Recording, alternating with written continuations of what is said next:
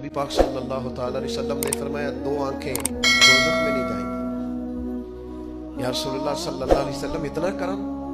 وہ دو آنکھیں کون سے؟ فرمایا ایک وہ جو اللہ کی راہ میں رات جاگتی رہی،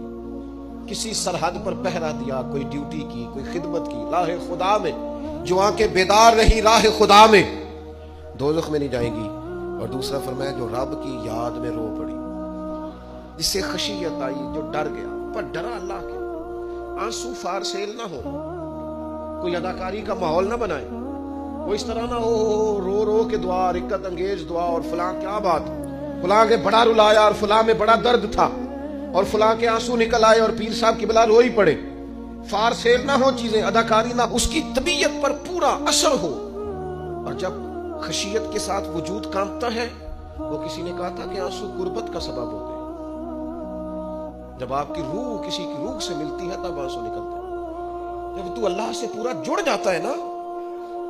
جب رسول کائنات کی بارگاہ سے تیری پوری توجہ لگ جاتی ہے،